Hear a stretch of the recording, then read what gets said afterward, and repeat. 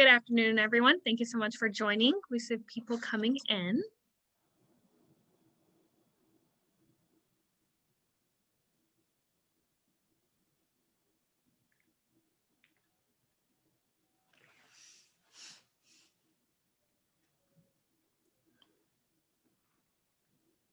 Good afternoon for those joining us right now. We'll be starting in about 2 minutes.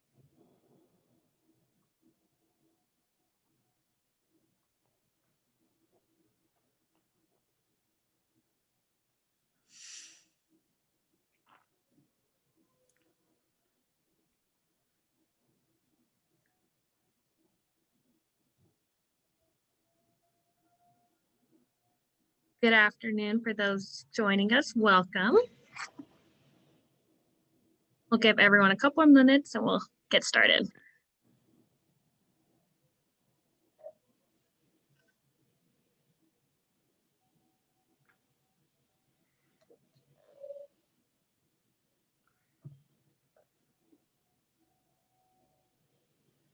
Welcome to those of us joining right now.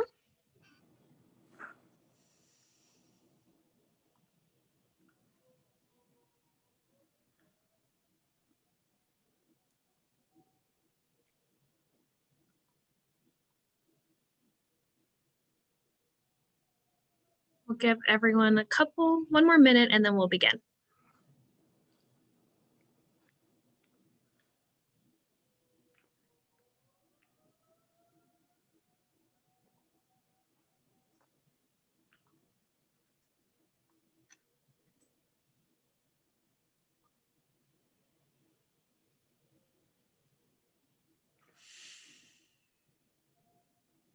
So let's begin. Want to be respectful of everyone's time. So good afternoon, everyone. Welcome to today's program. My name is Bora Lachi, and I'm the Assistant Director of Programs and Director of Studies at the Tower Center.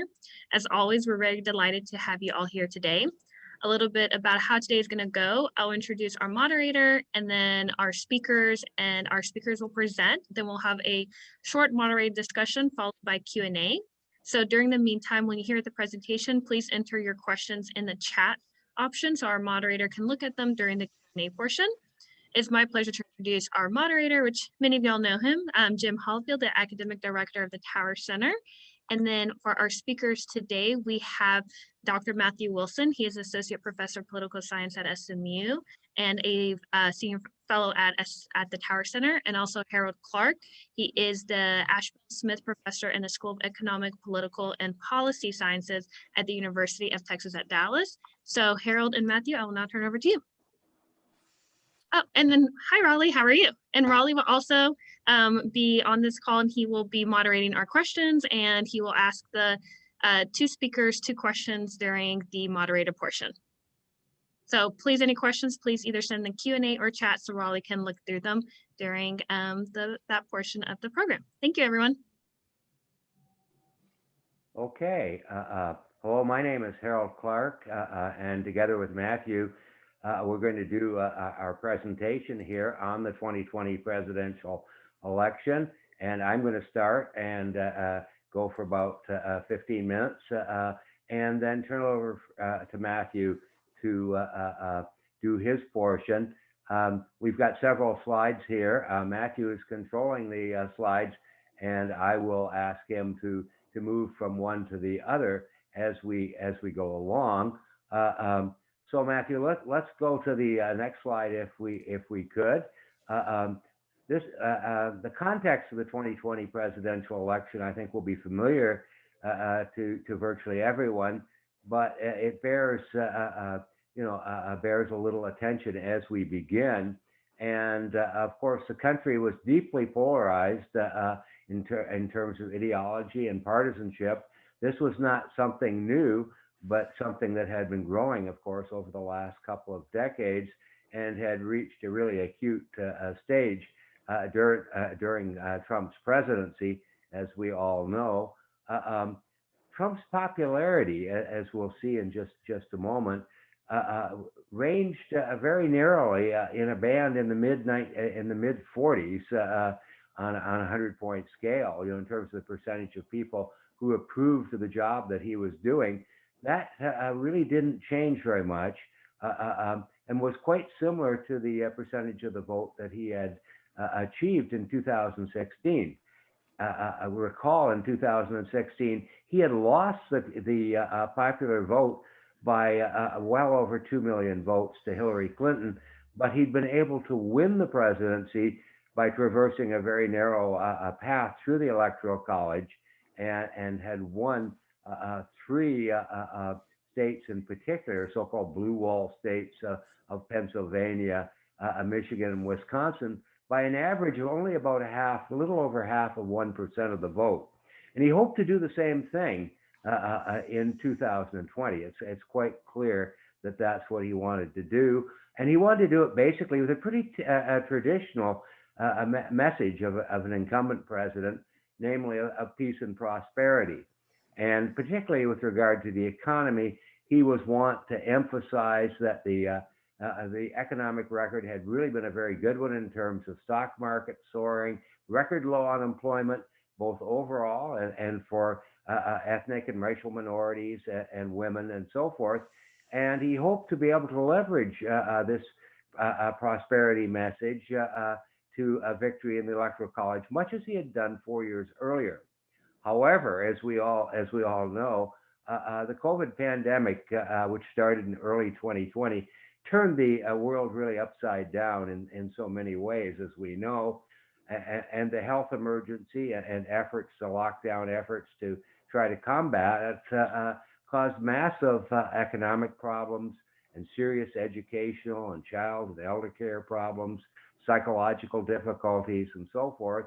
And as we'll argue here, this really was a serious blow to Trump's efforts to try to return to the White House. And then, of course, this was augmented later on in the spring with the murder of George Floyd in Minneapolis, and then the ensuing protests and riots and looting that took place afterwards, adding to this sort of general sense, even amongst people who might be inclined otherwise to support the president, that things were really out of control, that events were on the march. And this is always very bad news for an incumbent president. Matthew, let's go to the next slide if we could. This just simply documents, using hundreds and hundreds of polls from the Real Clear Politics site. You can see that red trend line moving through those polls from January 2017 to 2020, just before the election on November the 3rd. You can see that on trend, Trump really was not trending upwards or downwards overall. He was moving in this very narrow band in the mid 1940s. So if he was going to win again, it was really clear, and I'm sure it was clear to him and to his advisors, that this was something he would have to do through the Electoral College. Let's move on to the next slide quickly, if we could. This just documents the huge impact economically of the pandemic. And as you can see there, you've got unemployment absolutely skyrocketing in early, it'll be moving in early 2020 from February through March, just an astronomical increase in unemployment from a very low level up to nearly 15%. And the Consumer Confidence Index, the Michigan Index, which is a well-known measure of consumer confidence, crashing the in the opposite direction. The correlation there is just enormous, well over 0.9. And of course, as I said, this is traditionally going to be very bad news for an incumbent president. And of course, it's something that a few months earlier no one could have anticipated. Let's move on to the next slide. This just basically tells you the kinds of data that we're going to be looking at. We were fortunate enough to be able to conduct a large national pre and post-election survey at the University of Texas at Dallas with support from the research office. And we're going to be looking at pre and post-election data that we gathered, a representative national survey. As you can see down at the bottom of that slide, we came very, very close indeed to matching the actual popular vote totals as we see there within about 1% of what actually transpired. So those are the data we're going to look at here. And slide number 3, I think, is really sort of the key, is really the key to our story in many ways with regard to the impact of the pandemic. As you can see there, that COVID-19, that bar to the furthest of the right on the slide, shows that indeed, a substantial majority of people were picking COVID, not surprisingly at all, as we all know, as a top 3 issue, and it was dominating as the most important issue as well, shoving aside traditional concerns with the economy and healthcare, and then of course other issues that the Democrats and the Republicans, respectively, were hoping to emphasize, race relations, immigration, and so on, being further down the list, but still with sizable minorities, politically consequential minorities, mentioning them. So COVID was dominating the agenda. Let's go to the next slide, if we could, please, Matthew.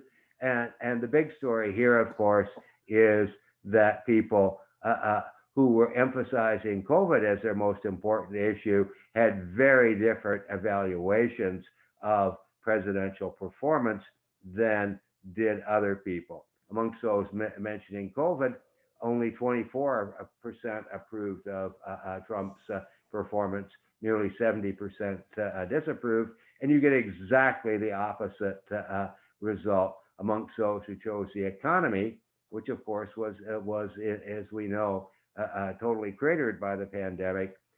Nearly 3 and 4 were saying that Trump would, they approved of his performance. And then if we look at the third set of bars there, you can see that Trump really needed that economy to be dominating, because on other issues overall, he was running behind again. So the pandemic really changed the issue agenda to his disadvantage. Let's move on to the next slide. We'll go to the next one. The other thing, of course, that happened starting in the spring, as we know, a year ago, were the protests and riots that came in the wake of the murder of George Floyd in Minneapolis, and spread around many big cities and some smaller ones as well, like Rochester and Kenosha, across the United States throughout the summer. And one of the things we had in our survey was a battery of questions about police-minority relations, actually suggested to me by one of my former graduate students, Curtis McDowell. And the story right there, without going into a lot of detail on the data, is that there are large groups of people in the population that were agreeing with the narrative that the police were really out of control, if you will, racially profiling minorities, using excessive force, and so on. There are a lot of people that agreed with this across the electorate. And not surprisingly, if we jump to the next figure, to figure 6, we see that there are huge differences across ethnic and racial groups in the population as to agreement with these statements. And you can see, for example, that about 3/4 of the African American community were agreeing, over 60% of the Hispanic community, and in contrast, amongst the white population, the numbers were much lower, although not insubstantial.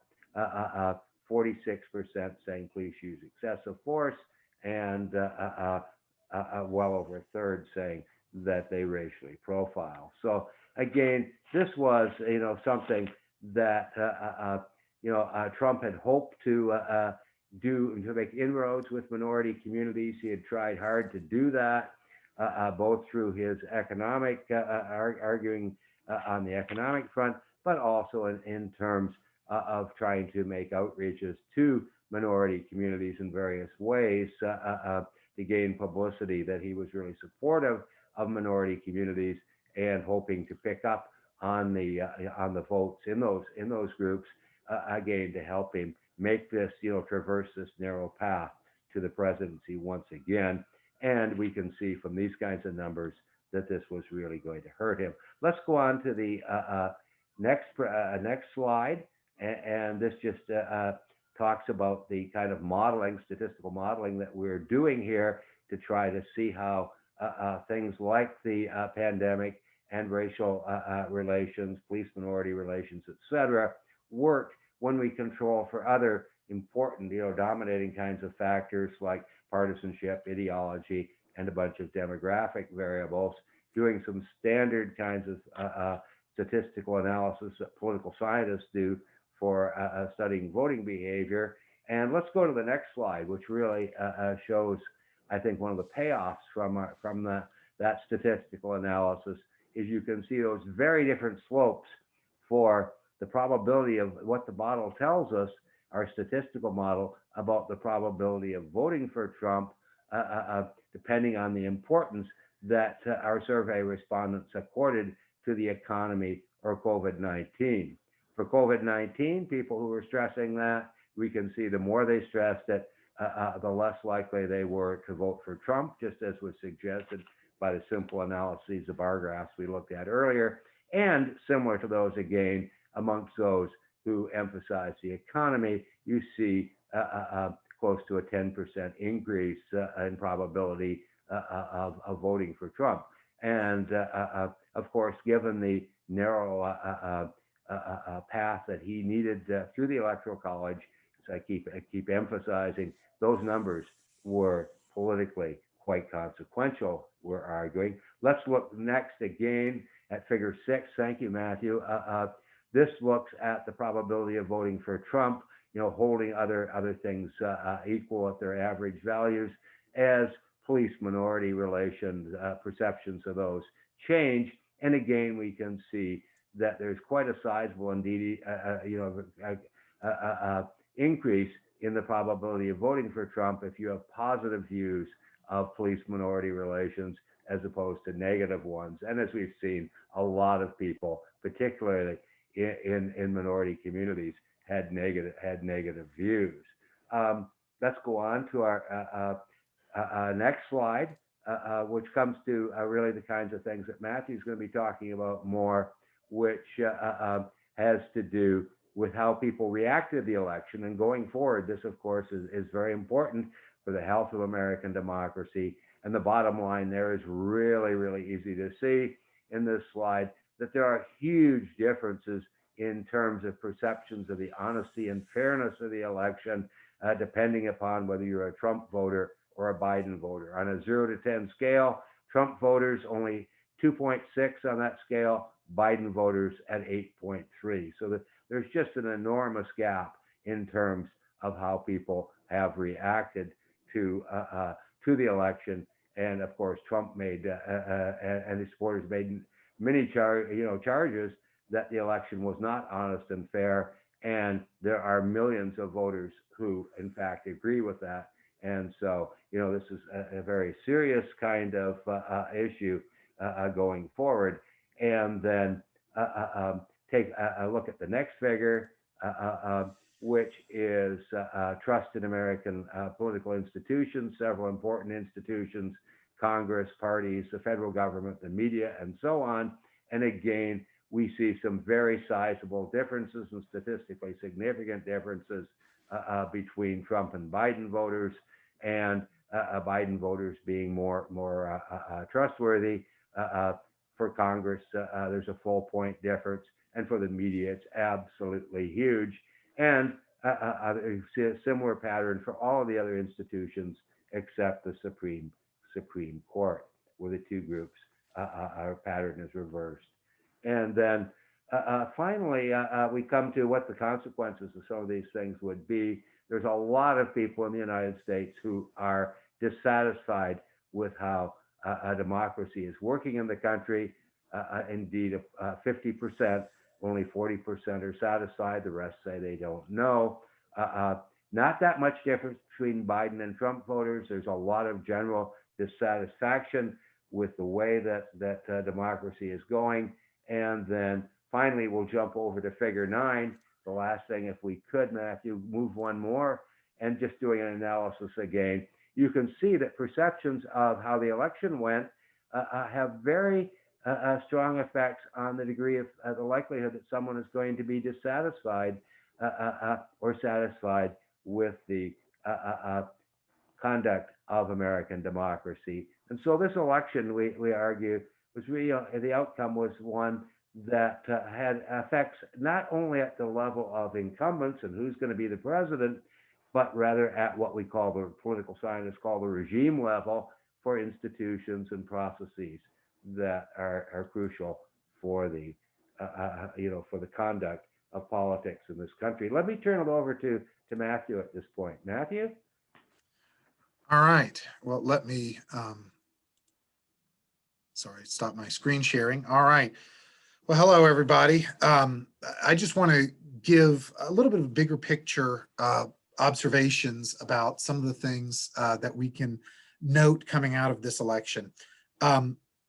And I should also, first of all, mention that this whole research partnership of us looking at American voting behavior attitudes towards Donald Trump is something that we in the Tower Center have been doing for the last couple of years with Dr. Clark and Dr. Marianne Stewart and Jim Hollifield, myself, Danielle Lemmy, who some of you may know. We've all been involved with the Tower Center UTD jointly funded series of studies where we've been looking at American attitudes and voting behavior. And so some of what I'm going to talk about draws on some of the things that we've seen in that series of studies as well. So a couple of interesting things to note. First of all, that the overall result of the 2020 election was a strangely mixed verdict that really didn't leave anybody entirely happy. On one hand, of course, Democrats were satisfied in their overarching priority.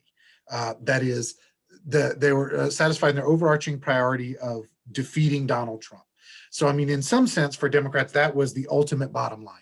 Get Donald Trump out of the presidency. So there was a certain, you could hear a joyous singing of Ding Dong, the Witch is Dead, like from the Wizard of Oz, when they finally said, okay, we have defeated Trump, he's gone, he's out.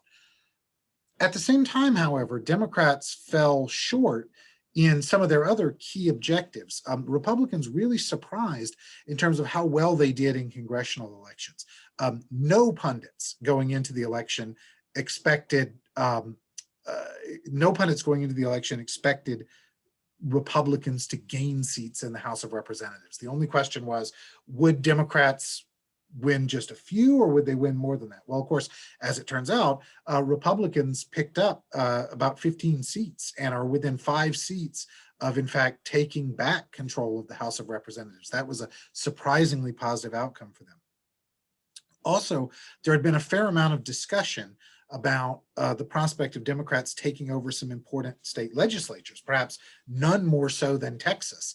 And Democrats had very high hopes of capturing the Texas state legislature, maybe capturing state legislatures in Arizona, Minnesota, several other states. It didn't happen anywhere. And in fact, in the Texas state House, Democrats didn't gain a single seat.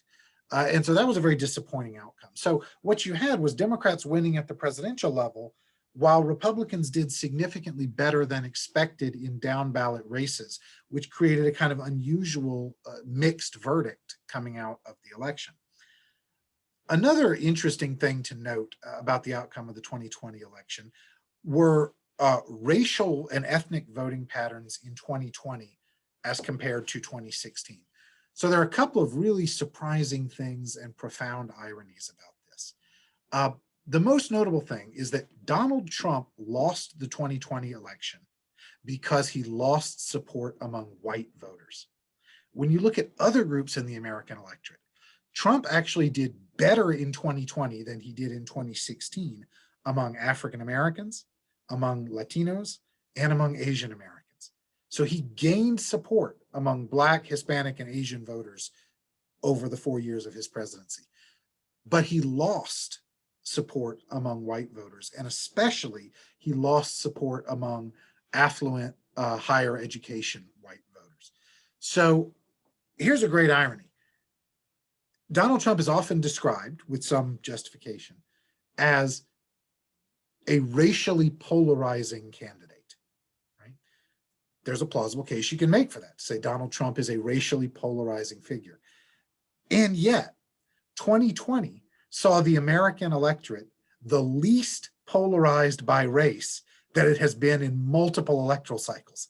That is, the partisan difference between white voters and Black, Hispanic, Asian voters was less in 2020 than it was in 2016, less in 2020 than it was in 2012. So that's something that we kind of have to grapple with, what's going on there in the electorate. And of course, we saw that Donald Trump, just to take it on a local level, significantly increased his vote share among South Texas Hispanics. That is, Republicans did far, far better in many of those border counties, heavily Mexican-American border counties in Texas, than they've done in ages. And that's a very interesting phenomenon in the context of, you know, a Donald Trump candidacy and presidency that in some respects was quite racially polarizing. A third thing that I think it's important to note and to talk about is the aftermath of the election. And what I mean by that is, if we look at the final results as Harold presented, Donald Trump won about 48% of the two-party vote, about 47% of the vote overall. However, by the time he left office, his approval rating was down about 10 points off of that. His approval rating was in the upper 30s. And the reason, it was not a surprise to anybody, was his response to the election results and his conduct in the post-election period, his disputing of the election results, the events of January 6th, where some of his supporters, of course, stormed the Capitol. We're all familiar with that. He hurt himself badly, I think, going forward as a result of the way that he responded to the election outcome, his refusal to accept the election outcome, his continual protestation of the election outcome. I mean, you could imagine a scenario, one could have imagined a scenario where Trump lost closely, as he did, and said, well, you know, I've got a lot of questions. I think that there were some irregularities in a lot of states. I'm going to respect the outcome, but I'm going to be back because I think we really won this election, and I think we're going to win it by even more next time, something along those lines. That would have positioned Trump as at least a plausible contender for a kind of restoration, a Trumpian restoration, if you will, in 2024. I think he's done considerable damage to the prospects for that because the events of January 6th made the idea of a Trumpian restoration much less palatable for a lot of the people that he would critically need to rely on in order to make that a reality 4 years from now.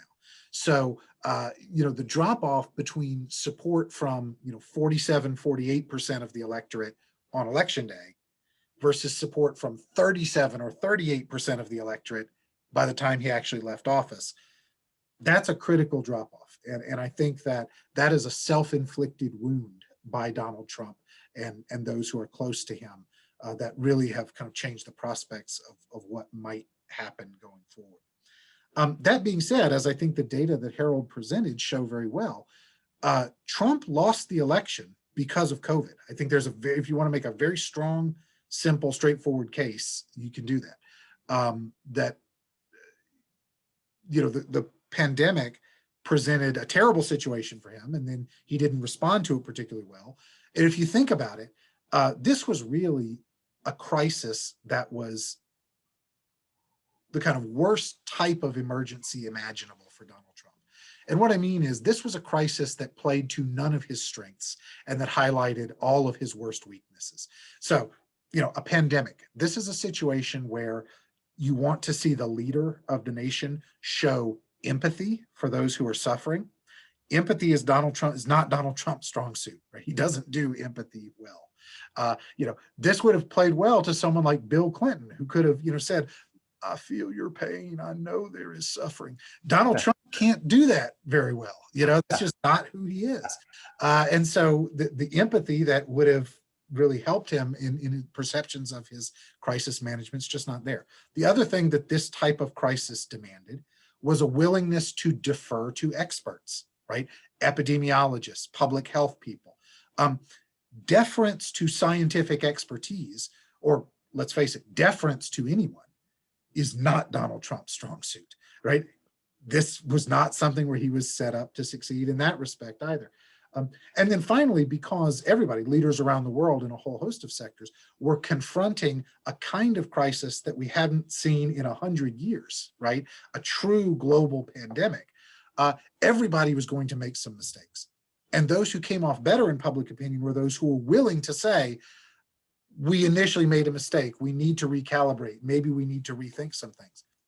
Admitting mistakes is not one of Donald Trump's strong suits.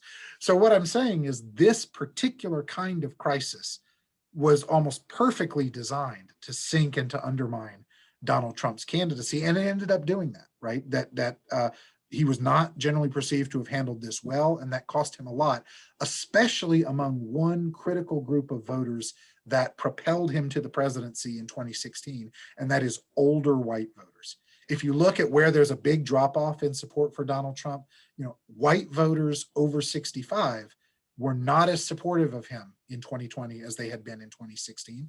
And a lot of that was because people over 65 who were most concerned about the pandemic because they were disproportionately suffering and dying from it. So that hurt him badly. And I say this because if you can sort of do a thought experiment and imagine if the huge crisis event that Trump had faced had not been a pandemic, but had instead been a terrorist attack like George W. Bush faced.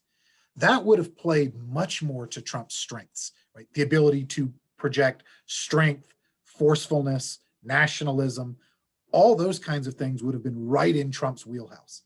So that kind of crisis would have set him up much better in terms of public perception of his response than this kind of crisis, which played to all of his weaknesses rather than to all of his strengths.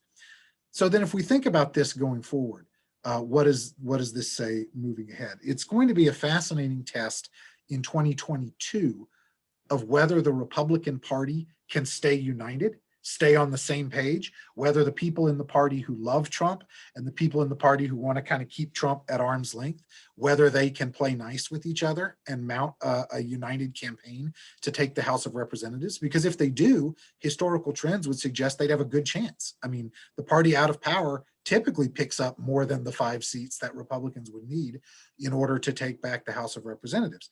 But if Donald Trump decides to exercise personal vendettas against those candidates who have not supported him, all bets are off. That's the kind of disunity within the party that could really imperil that. We'll have to see how that plays out.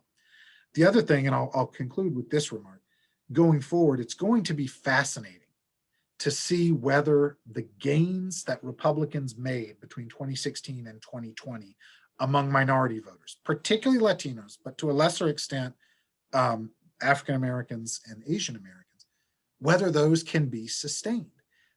Can the Republican Party, will the Republican Party really become a multi-ethnic working class party? If it does, it would be supremely ironic that Donald Trump would have moved them in that direction, right? Towards being a multi-ethnic working class party. It also would go against some entrenched interests in the Republican Party. There's a lot of work to do to get there, but it's going to be fascinating to see whether things continue to move in that direction. And what's ironic about that is that a multi-ethnic working class party is what the Democrats said for decades they wanted to be, and that they in fact were during the New Deal era, but they've been moving further and further away from that as the Democratic vote has skewed more upscale, right? I mean, the Democratic Party right now is kind of a strange coalition of the haves and the have-nots. Democrats do very well among households with incomes under $40,000 a year. They do pretty well now with households with incomes over $150,000 a year. The Republicans' bread and butter is in between, right? The Republicans' bread and butter is in the households that are somewhere between, say, $50,000 and $150,000 a year. So, the Democratic vote relationship with income is curvilinear. And that's kind of a strange place to be because it's hard to keep the people at the top and the people at the bottom on the same page, especially if you don't have the common rally point of loathing of Donald Trump, right? Because that was some glue that held the Democratic coalition together this time. We'll see what might be able to do it going forward.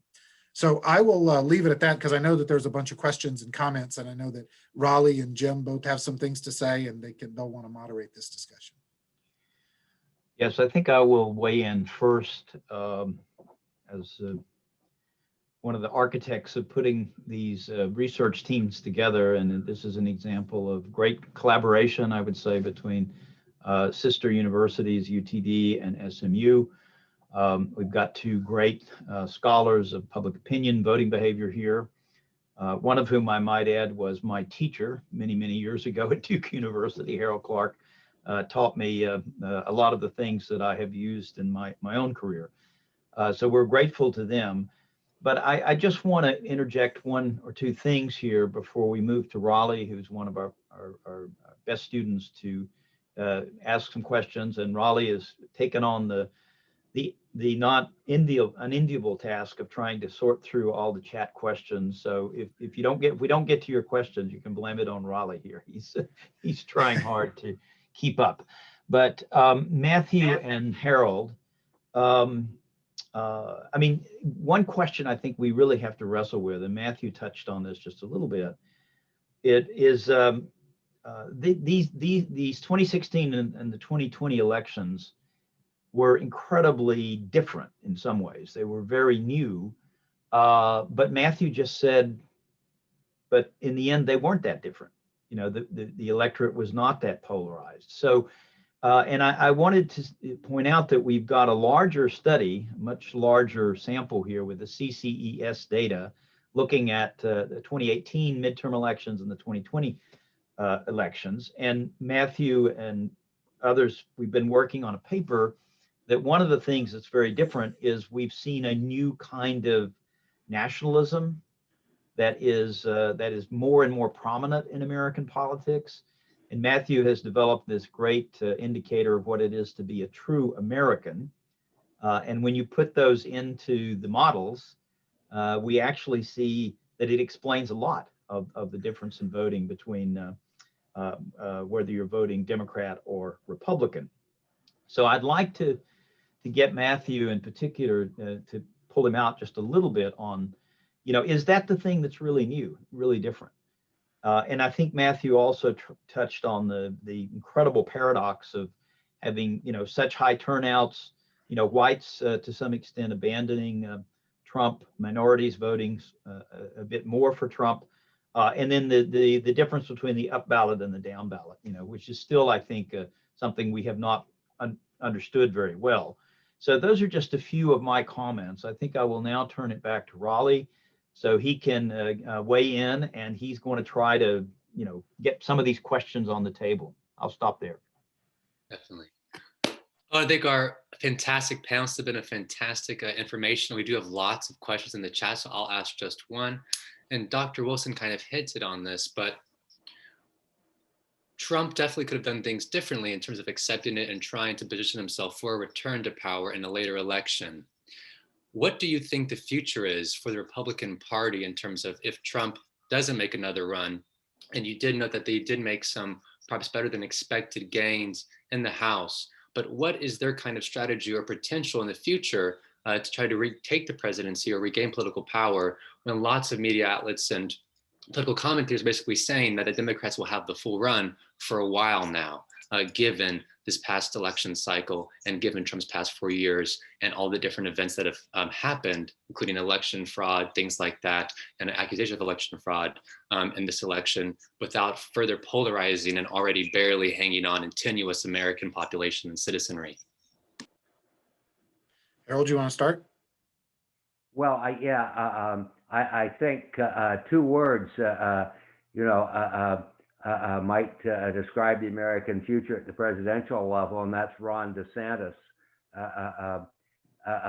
Trump without Trump, and I think that when we, if we look again, it's important to emphasize the 2020 election in the Electoral College was extraordinarily close. In some ways, it was even closer than 2016. And while Trump lost by about 10 million votes in the popular vote, his losses in key states like, let's see here, I've got Arizona 0.3%, Georgia 0.3, Wisconsin 0.7, Pennsylvania 1.2. So he was really, really close, despite all, and I think Matthew's has done a very good job, of pointing out what Trump's weak points were, particularly in how they were magnified by the pandemic. Everything that he was strong on, he didn't get a chance to talk about, and everything he was weak on was being magnified during the pandemic. If you think about a sort of huge counterfactual, a world like we had a year ago, December, then Trump's chances, while he had to go on this narrow path again, his chances were actually pretty good of replicating 2016. But also, as Matthew has emphasized, events after the election, I think, have really hurt Trump going forward. And as I say, I think that the party, in terms of strategy and what a lot of people in the Republican Party might want, would be Trump without Trump's baggage. And as I said, people like Kristi Noem and particularly Ron DeSantis may well be either a new generation and may well be sort of the future for unlocking the White House for them again. So let me, I want to echo some of what Harold said and also draw on, and again, this is just anecdotal, but I think it's fairly revealing. I spoke last week to a Republican audience, and it was in a fairly casual setting, and it was a younger group, and so they were a fairly, they had a few beers in them, Republicans who were listening to my remarks, and they wanted to hear kind of a prognosis about where the party's going to go from here, kind of along the lines of what Raleigh says.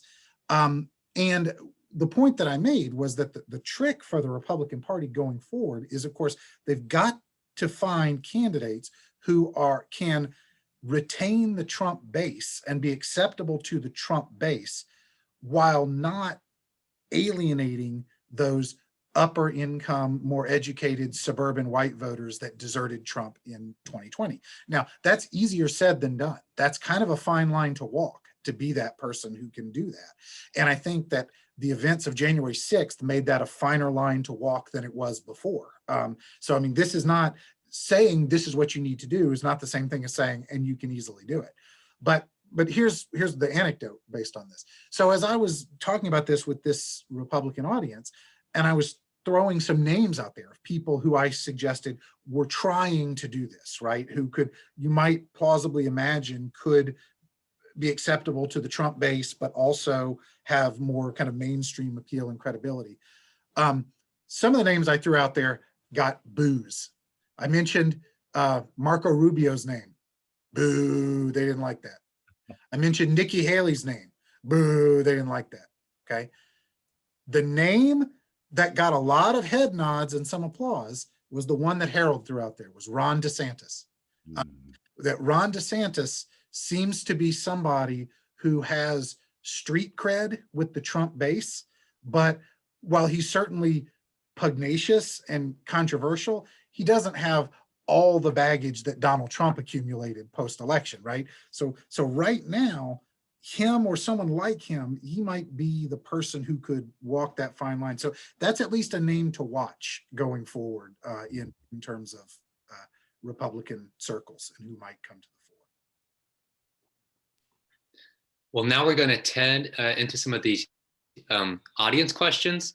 Again, there are lots of them, so I apologize I'm not able to reach all of them, put that on my head. I think we're going to start out with one actually from a Tower professor. If a Democratic strategist asks you why Democrats didn't do as well as expected, how would you answer the question? What was the largest factor? How should the Democratic Party have done differently? You want me to start? You want to start, Harold? Or? Oh, I will again just give two words to why the Democrats didn't do as well as they could have, and that's Joe Biden. Biden, we have to remember, was not a strong candidate. Anecdotal, both in terms of anecdotally and casual observation, and in terms of the survey data. And the Democrats, of course, took that on board. The campaign they ran was to make this election into a referendum on Donald Trump.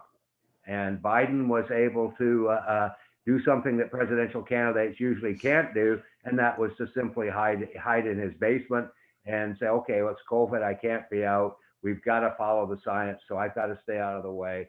And so, the Republicans, did better in this respect generally, just because they had a weak opponent.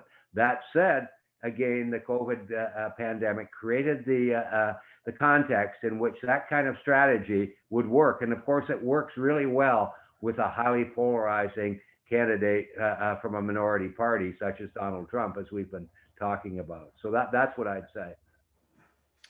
Yeah, and I would say that there was a decent amount of ticket splitting that happened, more than we've seen in recent elections. Ticket splitting had almost gone the way of the dodo bird. People have become such partisan loyalists, and they vote up and down the ballot, all Democrats, all Republicans. I mean, still, obviously, most people do that. Most people vote for all candidates of one party.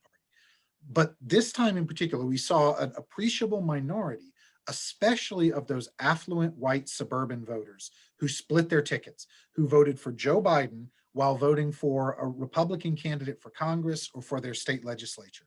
And so what I would tell Democrats about that is that the particularly loud messages coming from the Democratic left flank spooked some of those people. All right. The images of racial unrest over the summer kind of were off-putting to some of those folks.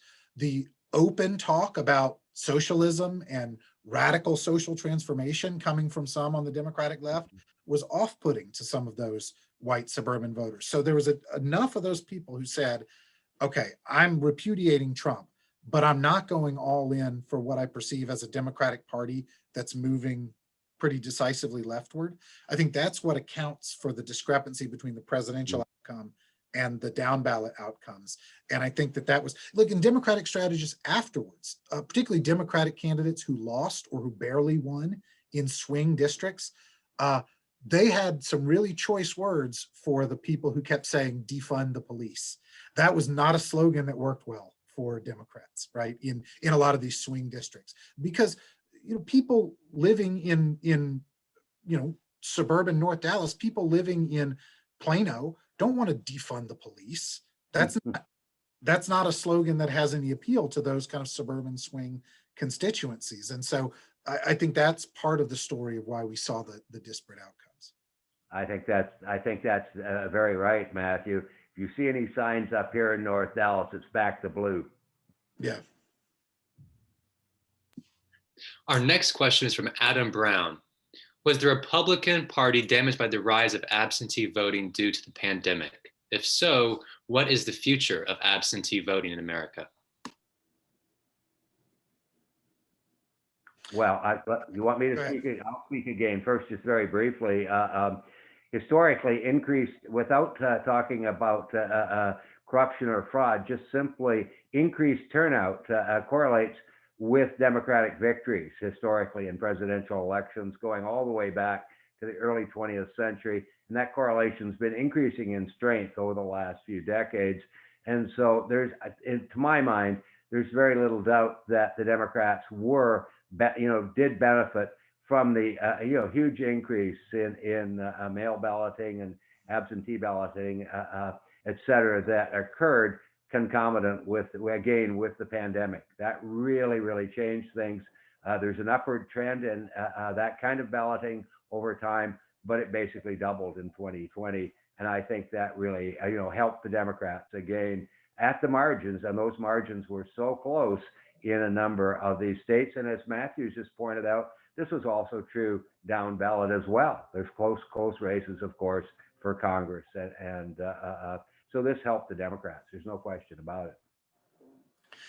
I would say, I basically agree with Harold, but I would say that there's some complicating factors here, that Republicans should not be too quick to assume that increased mail voting necessarily hurts them or hurts them dramatically. I say this for a couple of reasons. So first of all, despite this massive increase in turnout and massive increase in mail balloting, Republicans outside of Donald Trump actually did pretty well this electoral cycle. In fact, better than expected, right? So despite the huge increase in vote by mail and in turnout overall, Republicans picked up House seats, right? They did well in the state legislative races, so they held their own despite this increase. The other thing is, as the nature of the coalitions is shifting, the relationship that we have observed in the past between easier voting rules and Democratic success may start to change a little bit as the Republican coalition skews slowly but surely more downscale. We know that the people who show up no matter what are affluent, educated voters, right? If affluent, educated voters aren't as Republican as they used to be and are more Democratic, then the relationship between the ease of voting rules and partisan outcomes may not in the future be as strong as it has been in the past, right? Because partisanship is not as tightly correlated with education and income as has been the case in the past. So my sense is liberalization of the mail voting rules is here to stay in the Democratic states, right? To a very large degree. Those states that are run by Democrats are going to keep, to a very large degree, the liberalized mail-in voting things they put in place in 2020. States run by Republicans, I think, for the most part, will not. And that's going to be the kind of partisan divide that we'll see. Our next question is regarding President Trump's behavior post-election and how it affected actual elections. So it's from Larry Chastain. Do you think Trump's actions after the election was the reason Democrats won the Georgia Senate runoffs? Simply, yes. Yes, as close as those elections were, right? I mean, those two Senate runoffs were just a whisker that separated the Democrat and the Republicans. And I think the whole sort of chaotic rolling clown show, just be honest about it, that became after the election, that was clearly a drag on Republicans because Donald Trump was openly feuding with Republican office holders in Georgia, right? He was attacking the Republican governor. He was attacking the Republican Secretary of State. How can that do anything but demoralize and demobilize Republican voters at least a little bit? And a little bit is all it took to change the outcome of those incredibly close elections. I agree. So this next question is kind of hitting on a few that have been asked throughout the lecture series in terms of data actually regarding some of the figures you guys brought up, specifically in terms of minorities, those increases seen for Trump. This one comes from David Camp specifically. Among Asian supporters for Trump, is there any difference between educated professionals versus less educated, lower income groups? I don't know really the answer to that. Matthew, do you know? I was going to say, I don't know either. That's a very interesting question. And it would be, I think it would be fascinating to look at that, whether in fact it is the kinds of middle class, lower middle class Asian voters who might be demographically similar to the Hispanic voters in South Texas who came over to the Republican side, whether it's those folks or whether it's wealthy, high-skilled immigrants who flocked to Trump. I don't know the answer to that. I could only speculate, but it's something worth digging into in the data. Yeah, one of the things I would say is that we will soon have access to a large cooperative congressional election study survey data, which has 60,000 respondents to it, and that will allow us to drill down and look at some of these relationships that are at issue here with this question. But that's still to come. We don't know that yet. I just wanted to interject there too, that to go back to what I said in my brief comments, that the new nationalism that's afoot in American politics that sort of crystallized in Trump and the Trump presidency, that may have changed the dynamics of voting among some of these minority groups. I just wanted to interject that.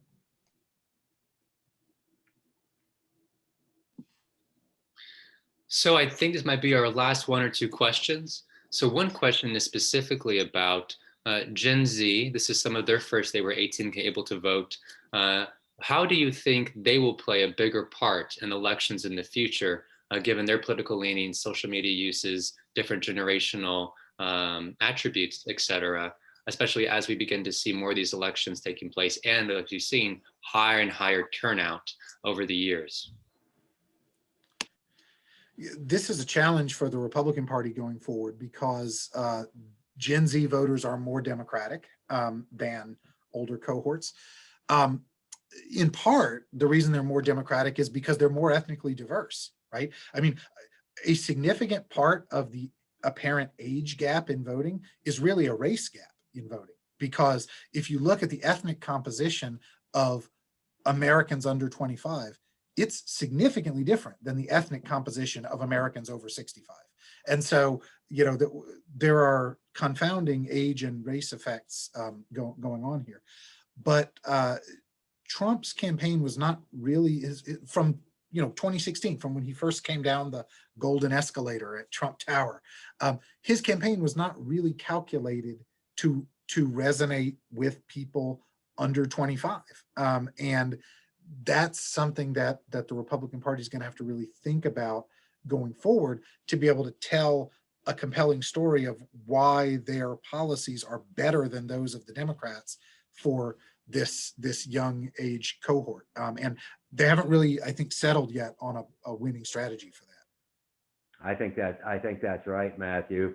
And those kinds of age differences that we're talking about are readily apparent in other countries. For example, with our British survey data, you see enormous differences across age cohorts in terms of party support, much like we're seeing in the United States. And so I think you're absolutely right that this is, a challenge for the Republicans going forward, to try to attract more of these young people in their early and mid 20s. Yeah, and I would just say real quick that global picture is fascinating on that, because it's not a given that younger people across the world will always be left-leaning.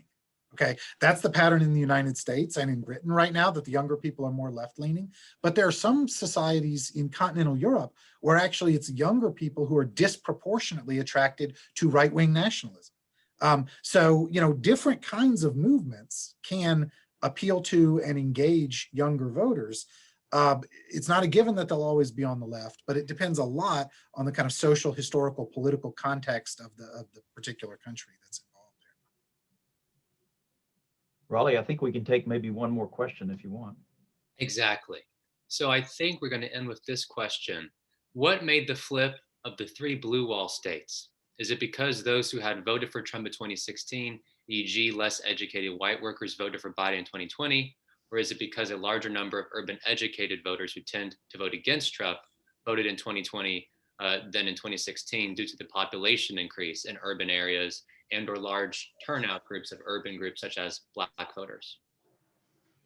I think that's a great question. If I could jump in first, and of course, given the narrow margins, of which I mentioned earlier, they're incredibly. So it could be a variety of things. It could be just about anything. But just by itself, the pandemic clearly was going to be enough. If you think of that counterfactual, imagine what would have happened absent that incredible intervention that occurred. So it could be a lot of different things, and I'm sure that in truth it's a combination of the factors that were just mentioned in the question. But it could be anything. We're talking less than 0.5% in a number of these states, and so it could be a lot of things. But just imagine that world absent the pandemic and what might have happened. Well, and let me point out one thing, and this goes back to the remarks and observations that I made earlier. Remember that I said that the racial and ethnic dynamics of this campaign were that Donald Trump lost ground among whites and gained ground among minority voters.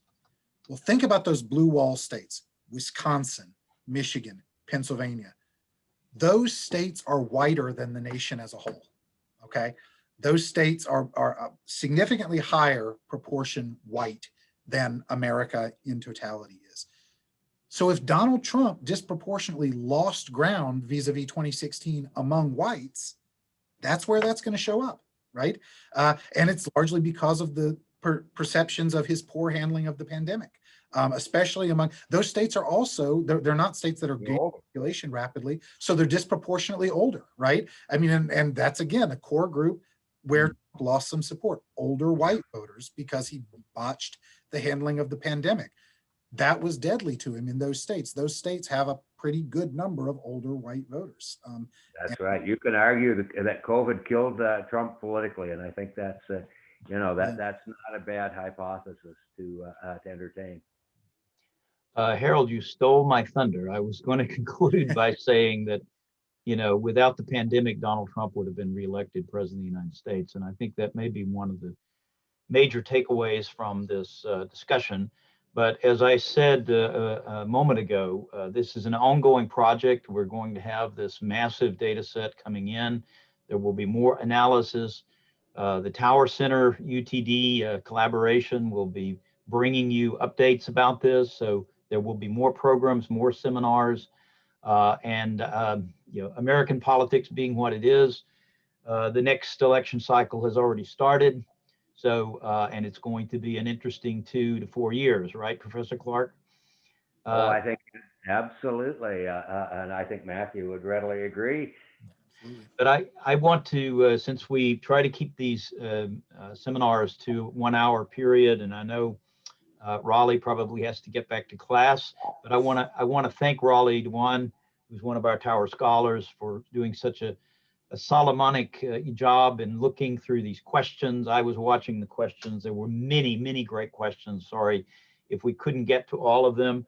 But if you tune in, come back to other programs, I'm sure we'll have a chance to continue this discussion. Bora Lachi, who normally is overseeing all of this, we're a little helpless without Bora, but she had to leave early to go for a lunch.